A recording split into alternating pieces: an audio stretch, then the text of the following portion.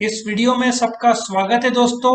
ये वीडियो शुरू करने से पहले आपके एक फायदे की बात जरूर कहना चाहूंगा। इस वीडियो के डिस्क्रिप्शन में आप जाओगे तो आपको इस सब्जेक्ट का लिंक मिल जाएगा, जिसको आप क्लिक करोगे तो chapter by chapter, question by question सारे के सारे वीडियोस आपको मिल जाएंगे और दूसरे सब्जेक्ट के भी लिंक्स मिल जाएंगे, जिसमें chapter by chapter, question by question सारे वीडियोस मिल जाएंगे।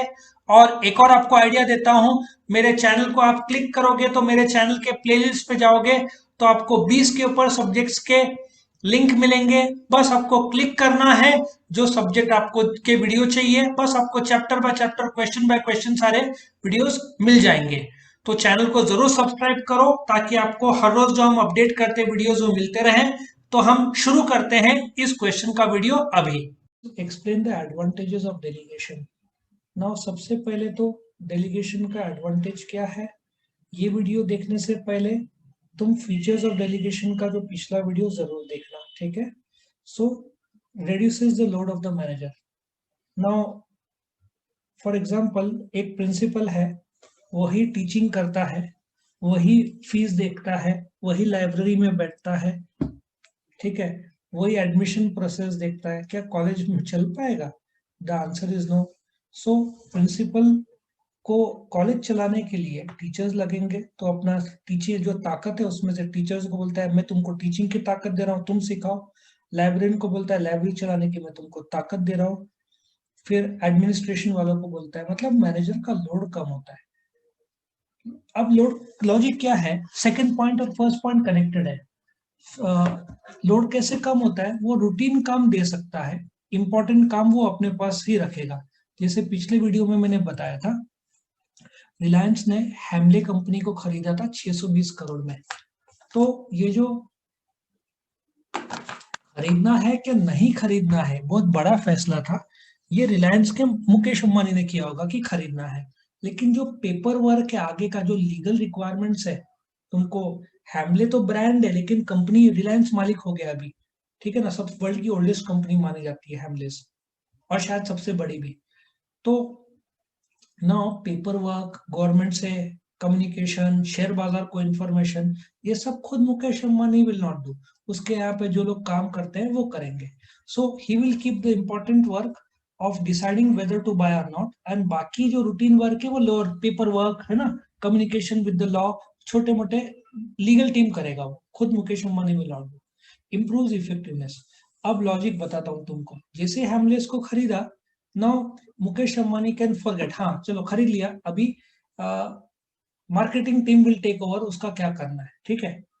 नेक्स्ट उनका इफेक्टिवनेस कैसे था, अभी रिलायंस पे 3.25 लाख करोड़ का कर्जा था, 2,80,000 करोड़ का। तो इन्होंने क्या किया, फटाफट, जैसे फेसबुक को 5 तक का शेयर दिया जियो में, गूगल को कुछ शेयर दिया रिटेल में, सऊदी अरेबिया के कुछ लोग थे, अमेरिका के कुछ लोग थे, ठीक है ना। तो ऐसे अलग अलग कंपनीज को बेचते हुए धड़ाधड़ पैसा जमा किया, ठीक है। ये सब डिसीजन मुकेश अंबानी लिए, धड़ाधड़ मीटिंग्स लिए। बट व्हाट हैपेंड वाज, अभी वो हैमलेस में अटक गया होता कि पेपर वर्क में। तो ऐसा सोचो, मैं हैमले का पेपर वर्क देखूं, क्या अभी गूगल को अप्रोच करूं कि भाई जियो का 5 तक का शेयर 5,000 करोड़ में लेना है कि नहीं लेना है। सो व्हाट हैपेंस, जब तुम मेन काम करते हो, रूटीन काम डाउन के लोअर लेवल लोगों में दे देते हो, तो तुम मेन काम में फोकस कर सकते हो और इफेक्टिव काम तुम कर सकते हो। रूटीन काम तुम लोअर लेवल को दे दो तो मैनेजर का इफेक्टिवनेस बढ़ता है। अब परचेज मैनेजर को पता है इंजन जैसी चीज जो काफी लाखों में आता है बड़े कार्स के, तो परचेज मैनेजर पर्सनली इंजन खरीदेगा कार का, बाकी screw and nuts and bolts वो जूनियर क्लर्क को बोलेगा तू खरीद ले। समझ में आया? सो जो इंपॉर्टेंट डिसीजन है कार के, वो मैनेजर लेगा, जिससे उसका इफेक्टिवनेस बढ़ेगा छोटे मोटे चीजों के लिए लोअर लेवल पे। आया समझ में? ओके। जैसे तुम्हारे घर पे नया घर खरीदना है कि नहीं, वो normally father and mother will decide, ठीक है ना। तुम्हारा रोल, जैसे कुछ फर्नीचर लाना है तो तुम भी जाओगे, लेकिन मेन भाजी लाने के लिए तुमको भेज दिया, लेकिन कुकिंग मम्मी करेगी। सब्जी तुम ले, सब्जी लाने का डेलीगेशन बच्चे को दिया, लेकिन कुकिंग मदर करेगी, वो इम्पोर्टेंट। अब मदर ही लेने जाएगी सब्जी, फिर काटेगी, खुद करेगी, तो थक जाएगी ना। तो इसलिए लड़के को बोला जाके थोड़ा वेजिटेबल लेकर आ, ठीक है ना, बर्तन मेड साफ सफाई कर देगी। तो mother can concentrate on the important aspect of cooking, बाकी क्लीनिंग ऑफ हाउस और वो मेड पर छोड़ दिया। सब्जी या कुछ किराना लेकर आना है तो तुमको बोल दिया, ठीक है ना, पैसों की जरूरत है तो फादर ने दे दिया। तो ऐसा she can concentrate on the cooking and the house maintenance का मेन एस्पेक्ट, बाकी क्लीनिंग ये सब तो मेड कर लेंगे। बट अल्टीमेटली खाना, सपोजिटली खाना में थोड़ा सा टेस्ट कम हुआ तो किसको इल्जाम लगाएंगे, मम्मी अच्छा नहीं बना, लेकिन मम्मी की गलती थोड़ी थी, लड़के ने सब्जी पुरानी लाई थी। Ultimately mother will be treated. अच्छा, यदि बीओए के कॉलेज में कुछ भी अंदर इश्यूज होते हैं, सबसे पहले प्रिंसिपल को ही पूछा जाएगा व्हाई दिस। टीचर टीचर और स्टूडेंट के बीच कुछ प्रॉब्लम हुआ है, या लाइब्रेरी में कोई बुक चोरी हो गई है, तो principal is answerable. Of course principal will call the librarian and ask ऐसा क्यों हुआ, ठीक है ना। तो ultimately the manager is personally liable, even though जवाबदारी, यदि कॉलेज में एग्जाम्स होने हैं, paper setting and checking teachers करते हैं, लेकिन ultimately the principal is responsible to bring out the results on time, not the teachers. Teachers का तो काम चेकिंग है, रिजल्ट टाइम में नहीं आया तो प्रिंसिपल से पूछा जाएगा तुमने क्यों ऐसा किया। वो मानते हैं प्रिंसिपल की कोई गलती नहीं, टीचर लोग एब्सेंट है, तो बट प्रिंसिपल इज आंसरेबल। अच्छा, next point is develop subordinates. तुमको एक एग्जांपल देता हूँ। तुम्हारा जो माइक्रोसॉफ्ट का, जहां तक मुझे लगता है सत्या नादेला है, ठीक है ना, और गूगल का जो हेड है सुंदर पिचाई है, ये लोग 15-15, 20-20, 25-30 साल से काम कर रहे हैं। मुझे गूगल के बारे में थोड़ा पता है, सुंदर पिचाई के बारे में। सुंदर पिचाई ने एंड्रॉयड में काम किया है, ठीक है ना, यूट्यूब में काम किया है। So I think Google Pixel mobile phone में काम किया है कि नहीं, आई डू नॉट नो। लेकिन what has happened is Sundar Pichai या सत्य नादेला जाने जो सुंदर पिचाई जो गूगल का है, बिकॉज उनको जो एंड्रॉयड का जवाबदारी दिया वो उन्होंने सक्सेसफुली किया, यूट्यूब का जवाबदारी दिया, ठीक है ना, गूगल प्ले स्टोर। ना, जब तुम जवाबदारी देते हो, अभी फॉर एग्जाम्पल तुमको एक एग्जाम्पल देता हूँ। एक परचेज मैनेजर है, नहीं नहीं वो कॉलेज का एग्जाम्पल लेता हूँ ना, एक टीचर प्रिंसिपल है, ठीक है, प्रिंसिपल है, और देर इज अ टीचर, वो बीबीए की टीचर है, बीबीए की, शी टीचेस से मैनेजमेंट, ठीक है, वो मैनेजमेंट सिखाती है टीचर, उसको 2-3 साल हो गए, अच्छा सिखा रही है। नाउ बिकॉज टीचर को जवाबदारी दिया जा रहा है कि भाई you teach, you are teaching well, तुम पेपर सेट करो, चेक करो everything. Now after some years teacher ने काफी अच्छा अनुभव पा लिया है। नाउ प्रिंसिपल से tells the teacher, now from this year you will become the head of department. Head of department fresh आदमी को कभी नहीं दिया जाता, एक्सपीरियंस टीचर को, क्योंकि हेड ऑफ डिपार्टमेंट जवाबदारी दिया है तो एचओडी इज रिस्पॉन्सिबल ना फॉर दैट डिपार्टमेंट। इकोनॉमिक्स का डिपार्टमेंट होता है, कॉमर्स का डिपार्टमेंट होता है, ठीक है ना, तो HOD is responsible to the principal. तो वही वाली बात है। एक और इसमें एग्जांपल दो, जैसे कि परचेज मैनेजर है, उसने क्लर्क को बोला तो 1,000 रुपए तक खरीद सकता है। क्लर्क ने बहुत अच्छा परफॉर्मेंस दिया एक साल, अगले साल परचेज मैनेजर क्लर्क को बोलेगा यू परफॉर्म वेल, नाउ 10,000 रुपए तक मैं तुमको जवाबदारी दे रहा हूँ। तुम देखो, पहले दिन से क्लर्क को 10,000 का जवाबदारी नहीं दिया, पहले एक साल एक्सपीरियंस लेने दिया, डेलीगेशन कितने का दिया, 1,000, फिर अगले साल 10,000, फिर उसको, अच्छा एक सेल्समैन है, उसको बोला कि जा डील फाइनलाइज कर लोकल लेवल पे, नासिक के नासिक, उसने बहुत अच्छा परफॉर्म किया, फिर उसको बोला जा मुंबई में जाके डील फाइनलाइज कर, ही डिड वेरी वेल, फिर उसको बोला now you can go to America. मेरे कितने पहचान के लोग हैं जो मैं देखता हूँ, वो लोग टूर करते रहते हैं अलग अलग जगह, अमेरिका जाते हैं, रोबोटिक्स और फार्मास्यूटिकल ये सब जगह तो जाना ही पड़ता है। बट छोटे मोटे डेलीगेशन से स्टार्ट होता है, सबऑर्डिनेट सीखते जाता है और फिर उसको बड़े बड़े काम दिए जाते हैं। और तुम सोचो ना, तुमको 1,000 से 10,000 दिया, तुम्हारा मोरल नहीं बढ़ जाएगा, मोरल बढ़ जाता है। इसमें एक बहुत बढ़िया पिक्चर है, एक रशियन पिक्चर है, the magic hand of chance है नाम उसका पिक्चर का। इसमें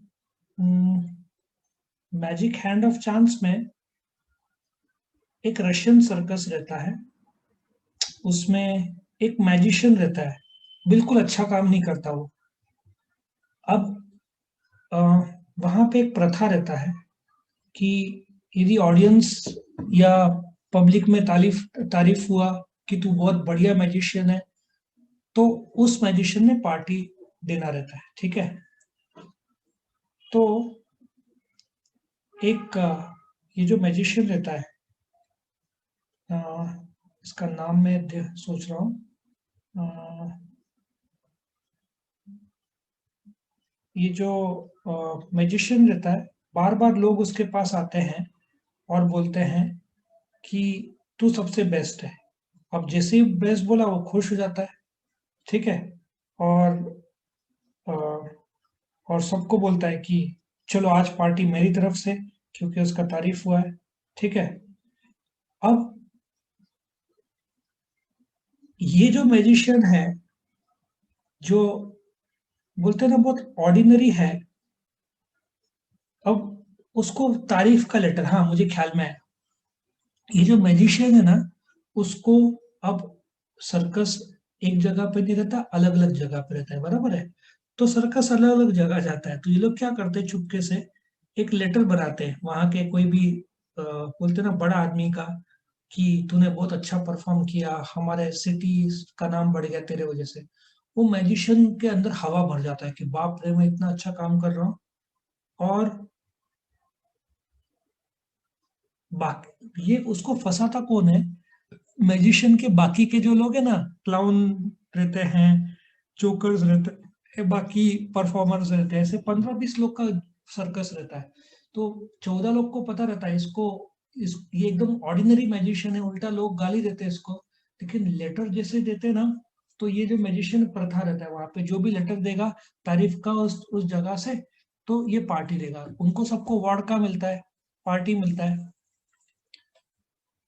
तो एक ऐसा वक्त आ जाता है, इसको विश्वास हो जाता है कि ये बहुत बढ़िया मैजिशियन है, और फिर उसका परफॉर्मेंस सडनली बोलते हैं ना उसको लेजेंड्स में काउंट करते हैं। लेकिन एक्चुअल में ये थर्ड ग्रेड मैजिशियन रहता है। लेकिन वो लेटर उसको दे दे के लोगों का नियत रहता है कि उससे पार्टी लिया जाए, वोडका लिया जाए, खाना लिया जाए, वो पार्टी देते जाता है, क्योंकि जो प्रथा है कि तुम्हारी लिखित तौर पर तारीफ होगी तो तुमको पार्टी देना पड़ेगा। काफी पार्टी देता है, लेकिन उसके मन में बैठ जाता है कि मैं बहुत बढ़िया मैजिशियन हूँ, और फिर वो लेजेंड बनता है मैजिशियन में। बहुत बढ़िया स्टोरी है, magic hand of chance, Russian circus की स्टोरी है।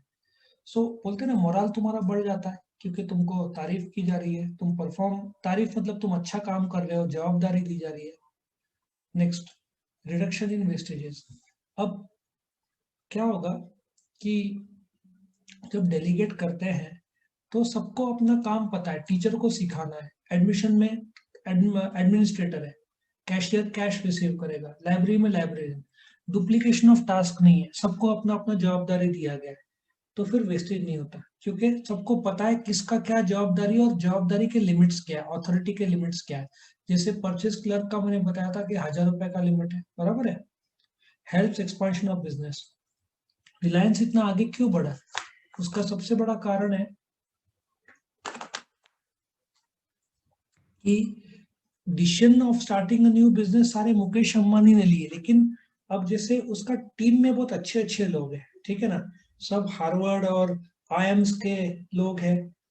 सो एक्सपांडिंग ऑफ बिजनेस क्या होता है, अभी रिलायंस इंडस्ट्रीज लिमिटेड है, एक जियो है, एक डिजिटल है, एक रिटेल है, एक रिलायंस ट्रेंड्स है, शायद वो रिटेल का ही पार्ट होगा। अभी इन सब के एक हेड होंगे, ठीक है ना। लेकिन डिसीजन शुरू करने का किसने फैसला लिया, मुकेश अंबानी। देन रिटेल को एक हेड को रख दिया कि तू रिटेल संभाल, डेलीगेट कर दिया मुकेश अंबानी ने। तो क्या होता है, he can concentrate in expanding the business. Logic समझ में आया। आज बर्गर किंग के इंडिया में 300 स्टोर्स है। आज उन्होंने शेयर मार्केट में लाया, अब उनका प्लान है कि 700 स्टोर अगले 4-5 साल में करने का। इस ये कैसे होगा, एक अकेला आदमी थोड़ी कर सकता है, तो उसको लोग लगेंगे ना। तो उसी प्रकार से वो डेलीगेट के थ्रू ही बढ़ेगा, बेटर कोऑर्डिनेशन। अब सीधी बात है, कैसे होता है, जापान में मैंने आप एग्जाम्पल काफी बार लिया, वापिस से एक बार लेना चाहूंगा। हर सवेरे उनका एक मीटिंग होता है, हर एम्प्लॉय को अपना गोल दिया जाता है, काम दिया जाता है। हर शाम को उस एम्प्लॉय को अपने, एक मैनेजर ने अपने एग्जीक्यूटिव को गोल दिया, डेलीगेट किया ताकत। शाम को वही एम्प्लॉय मैनेजर को ईमेल भेजेगा क्या क्या किया। सपोजिटली आज 4 दिसंबर है, आज मैंने सवेरे ताकत दिया एग्जीक्यूटिव को, तुझे ये काम करना है, उसने बोला ठीक है। आज शाम को उसने मुझे बताया ये काम हुआ। फिर कल जब 5 तारीख है तो आज के काम का डिस्कशन और कल का गोल। तो कोऑर्डिनेशन बहुत बढ़िया रहता है डेलीगेशन जब करते हैं। अब जब पता है टीचिंग का काम टीचर्स का है, एडमिन का काम एडमिनिस्ट्रेटर्स का है, तो कोऑर्डिनेशन, अभी सपोजिटली किसी स्टूडेंट आता है स्टाफ रूम में कि मेरा ट्रांसफर सर्टिफिकेट नहीं मिल रहा है, या एडमिशन के फॉर्म में बीबीए के बजाय बीबीएम में डाल दिया गया। प्रिंसिपल टीचर को तो नहीं बुलाएगा, सीधा एडमिशन डिपार्टमेंट का हेड को बुलाएगा कि आज जरा देख क्या हो रहा है। या लाइब्रेरी में क्या होता है, हॉल टिकट जब रिजल्ट फाइनली मिलता है ना, फाइनल रिजल्ट, तो उसमें तुम्हारा लाइब्रेरी का जो बैलेंस बुक वापस किया हुआ होना चाहिए। तुमको रिजल्ट कॉलेज ने रोक दिया है क्योंकि तुमने लाइब्रेरी की बुक वापस नहीं दी है। तुम जाते हो प्रिंसिपल के पास कंप्लेन करने, रिजल्ट नहीं दे रहे, तो प्रिंसिपल लाइब्रेरियन को बुलाएगा क्या हो रहा है, तो लाइब्रेरियन बोलेगा कि जो कायदा है, जब तक मैं क्लियरेंस नहीं दूं तब तक रिजल्ट नहीं मिलता। इस स्टूडेंट की एक बुक अभी तक वापस नहीं किया तो मैं क्लियरेंस कैसे दूं। कोऑर्डिनेशन बढ़िया हो गया, तो स्टूडेंट ला के देगा बुक, तो स्टूडेंट के पास कोई दूसरा ऑप्शन नहीं है, वो ला के देगा, लाइब्रेरियन ने क्लियरेंस दिया तो उसको रिजल्ट तुरंत मिल जाएगा। Next is growth and prosperity. यही वाला पार्ट है, एक हेल्दी पीसफुल वर्क एनवायरनमेंट, क्योंकि हर एक का एक जवाबदारी है। कॉलेज में तुम देखो, क्लर्क्स का अपना एक ग्रुप रहता है, टीचर्स का एक अपना है, ठीक है ना, लाइब्रेरियन और उनका ग्रुप अपना है। तुमको लगता है लाइब्रेरियन एक है, तुम बीवाई के कॉलेज के लाइब्रेरी में जाओ, एक नहीं कम से कम 7-8 लोग होंगे। 7-8 नहीं, कम से कम 5 तो लोग है ही लाइब्रेरी में, क्योंकि इतने सारे बुक्स हैं। लाइब्रेरियन मेन हेड रहेगी, उनका अलग एक कैबिन है। फिर असिस्टेंट लाइब्रेरियंस रहते हैं, रजिस्टर लिखने के लिए रहते हैं, 5-7 लोग। सो बीओए के कॉलेज का, इसलिए तो बोलते ना, तुमको ऐसा वातावरण टेंस दिखेगा नहीं, ये डिपार्टमेंट का दूसरे डिपार्टमेंट, सबको अपना अपना जवाबदारी दिया गया, डेलीगेशन हुआ है, ठीक है। सो यहाँ पे ये खत्म होता है। वीडियो पसंद आया तो लाइक कीजिए, अपने फ्रेंड्स के साथ शेयर कीजिए, उनका भी फायदा हो, और चैनल को सब्सक्राइब कीजिए। Thank you.